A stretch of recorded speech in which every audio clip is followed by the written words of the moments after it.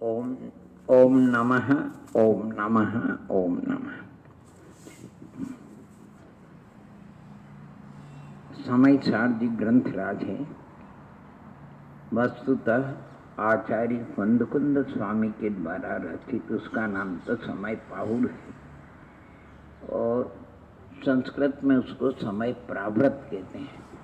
हिंदी में उसको हम समय सार कहते हैं और उसके ऊपर अमृतचंद स्वामी की आत्मख्याति टीका है। जयसन महाराज की तात्पर्यवर्ती टीका है।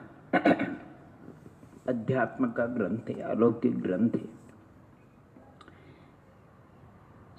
हमने चिंतन किया और कुंद स्वामी को, अमृतचंद स्वामी जयसन महाराज को आदर्श बनाते हुए उनका भगवान शरीर भिन्न है और आत्मा भिन्न है।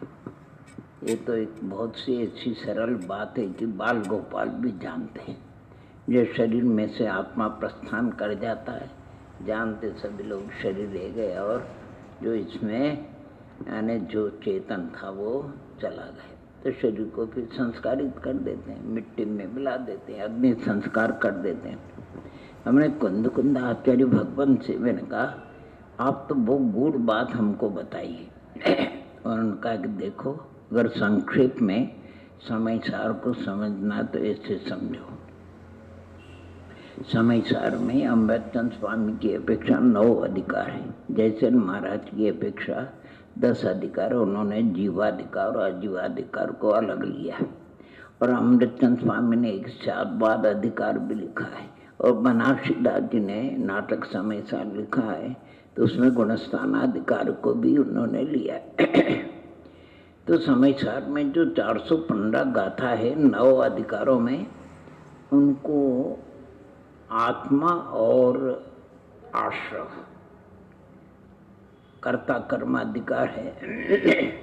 उसमें शुरू की गाथाओं में आत्मा और आश्रव के विषय में चर्चा की गई है। दोनों की राशि एक है, आत्मा की और आश्रव की। आत्मा और आश्रव है, लेकिन लौकिक के अंदर आत्मा भी प्रसिद्ध नहीं है और आश्रव भी प्रसिद्ध नहीं है। तो हम आत्मा के स्थान पर ज्ञान को रखेंगे। किसको रखेंगे? जो कि आत्मा का असाधारण गुण है, स्वभाव है। और आश्रव के स्थान पर हम राग रखेंगे। राग का परिवार भी बहुत है, यानी द्वेष, क्रोध, मान, माया, लोभ, तत्व, श्रद्धान वगैरह हास्य रहती बहुत। और ज्ञान का परिवार भी बहुत है, दर्शन, सुख, वीर आदि वगैरह। अब ज्ञान और राग की अपन चर्चा करेंगे। सबसे पहला है जीवाधिकार। जीवा आप अपने से चिंतन करना। जीव यानी उसको कहते हैं कि जो अपने को भी जाने और दूसरों को भी। तो ज्ञान माने लक्षण है, आत्मा लक्ष्य है। तो ज्ञान को अभी मुख्य करके अपन चिंतन कर रहे हैं। ज्ञान अपने को भी जानता है और राग जो पर है उसको भी जानता है, लेकिन राग न अपने को जानता है न ज्ञान को पर को जानता है। इसलिए ज्ञान जीव है, राग अजीव है। यद्यपि भाव जो राग है औदैहिक भाव, वो आत्मा का परिणाम है, विभाव परिणाम है, दुख रूप वगैरह है, लेकिन अभी हम उसको अजीव के खाते में डाल रहे हैं। ये हमारा जीवाधिकार 68 गाथाओं का पूर्ण हो जाता है। दूसरा कर्ता कर्माधिकार है। उसमें भी आप देखो, जो कर्ता है वो ज्ञाता नहीं होता और जो ज्ञाता होता है वो कर्ता नहीं होता। तो ज्ञान ज्ञाता है इसलिए वो कर्ता नहीं है, और राग में ही कर्तृत्व की बुद्धि होती है इसलिए वो ज्ञाता नहीं है। व्यवहार में अपन देखते हैं शरीर के अवयव है, आँख देखती है लेकिन किसी को धरा उठाई नहीं करती, हाथ धरा उठाई करते हैं लेकिन किसी को देखते नहीं है, जानते नहीं है। इसलिए ज्ञान ज्ञाता है और राग में ही कर्तृत्व पना है। इस प्रकार 78 गाथाओं का ये दूसरा अधिकार है। ज्ञान जाने सो जानहारा, करे सो करनहारा। तीसरा अधिकार है पुण्य पापाधिकार। ज्ञान को विचार करते हैं तो ज्ञान न पुण्य रूप है न पाप रूप है, राग ही पुण्य और पाप रूप है। धर्मानुराग और विषयानुराग, धर्मानुराग है वो पुण्य है और विषयानुराग है वो पाप है। इसलिए पुण्य पापाधिकार अर्थात ज्ञान न पुण्य और पाप, क्योंकि अगर ज्ञान पुण्य पाप कुछ भी होता, सिद्ध भगवान है उनमें तो ठीक, पाप की बात तो दूर हो, लेकिन पुण्य भी नहीं है। इसलिए ज्ञान न पुण्य रूप है न पाप रूप है। तीसरा अधिकार हो गया, जो भी 17-19 गाथाओं का। फिर आगे चल करके अधिकार है, माने पुण्य पाप की बात। आश्रवाधिकार है, विसंबराधिकार है, निर्जराधिकार है, बंधाधिकार है, मोक्षाधिकार है, सर्व विशुद्ध ज्ञानाधिकार। आश्रव, ज्ञान आश्रव का कारण नहीं, राग ही आश्रव का कारण है। यद्यपि योगों से आश्रव होता है, राग चिकनाई उससे स्थिति अनुभाग बंद होता है, लेकिन यहाँ ज्ञान वो आश्रव का कारण नहीं है। आश्रव का अगर कोई कारण है तो राग है, इसलिए राग को आश्रव के खाते में और ज्ञान को जीव के खाते में। फिर संबर को लिया उन्होंने। ज्ञान संबर का कारण है, राग संबर का कारण नहीं है। संबर के बाद निर्जरा अधिकार आता है। निर्जरा का कारण भी ज्ञान है, राग निर्जरा का कारण नहीं होता। फिर बंधाधिकार लिया तो बंध चिकनाई से होता है, तो राग से बंधन, ज्ञान से बंधन नहीं होता, राग से ही बंध होता है। दीवार पर अगर चिकनाई है तो धूली चिपक जाएगी, ज्ञान है वो बंध का कारण नहीं है, बंध का कारण राग है। अच्छा मोक्ष, तो मोक्ष का कारण है ज्ञान, राग मोक्ष का कारण नहीं है। समय सार ग्रंथराज में और सभी ने बताया, जिन परम पेनी सुबुद्धि छैनी डारी अंतर भेदिया वर्णादिते अनुरागादिते निज भाव को न्यारा किया। इसलिए मोक्ष का कारण कौन है? ज्ञान। अंतिम अधिकार 108 गाथाओं का है, सर्वविशुद्ध ज्ञानाधिकार। उसमें सभी यानी दर्शनकारों का भी टीका का वर्णन किया है, लेकिन अपन तो संक्षिप्त में लेते हैं। आत्मा की प्रसिद्धि, आत्मा की महिमा, आत्मा का वैभव, आत्मा का सर्वस्व, आत्मा का स्वभाव, आत्मा का गुण, आत्मा का धर्म कोई अगर है तो ज्ञान होगा। राग न आत्मा का वैभव है, न धर्म है, न सर्वस्व है। राग तो राग है, इसलिए और ज्ञान से ही आत्मा की महिमा है, गौरव है। राग से आत्मा की गौरव और महिमा नहीं है। इस प्रकार ये संक्षिप्त में हमने ज्ञान और राग के विषय में, ज्ञान वो लक्षण है आत्मा का साधारण, आश्रव के अंदर मुख्य राग को लिया है।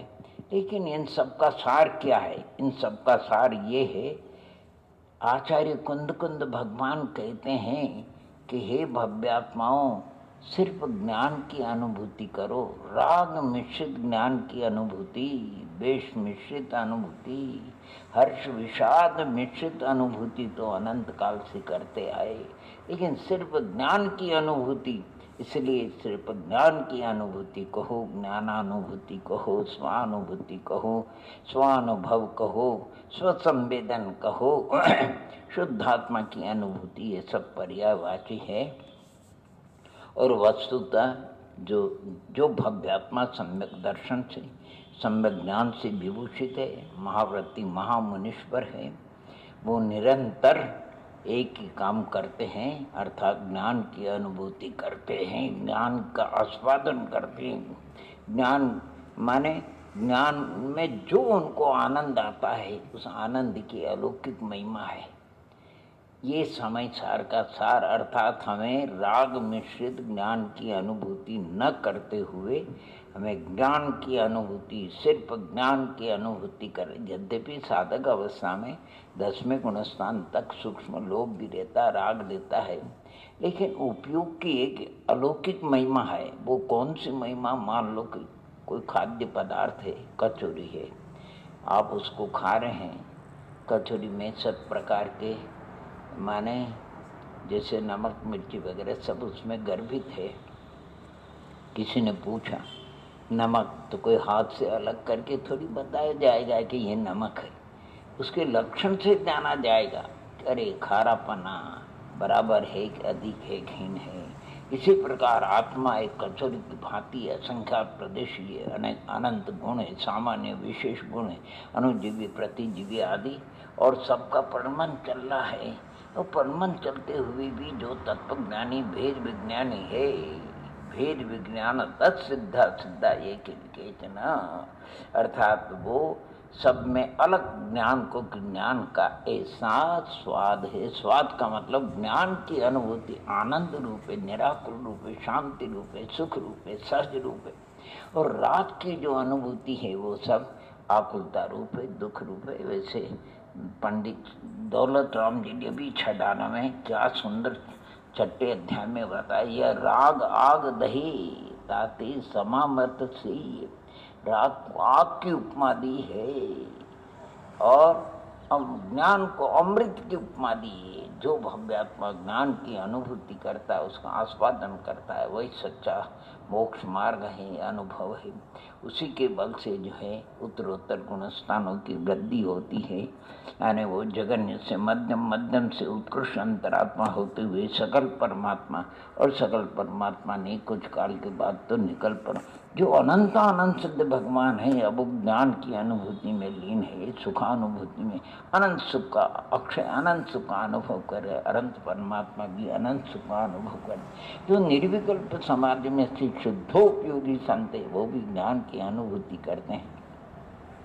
जो साथी से अपनी दशा में आते रहते हैं, कुछ काल के लिए परमत दशा में, फिर अपरमत दशा में जाते हैं, ऐसे संत महात्मा भी ज्ञान की अनुभूति का आनंद लेते हैं। और जो श्रावक है, पंचम गुण सामर्थ्य, नैष्ठिक श्रावक, आर्यिका माता वगैरह जितने भी, वो भी ज्ञान की अनुभूति का ही प्रयत्न करते हैं। और जो अवरत सम्यक दृष्टि है, वो भी निरंतर ज्ञान की अनुभूति के लिए ही पुरुषार्थ करते हैं।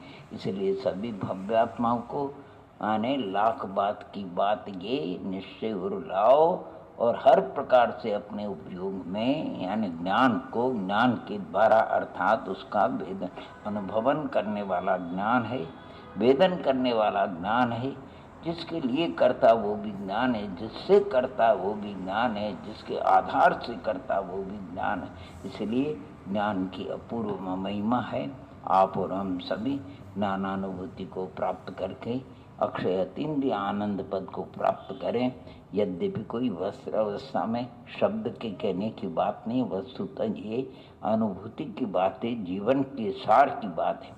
बहुत से लोग इसको शब्दात्मक ले लेते हैं, शब्द नहीं, वस्तुतः इसके वास्तविक आनंद के लेने वाले तो निर्ग्रंथ मुनीश्वर भावलिंगी संत माने छठे गुणस्थान से लेकर के होते, बाकी यथा योग्य ले लेना चाहिए।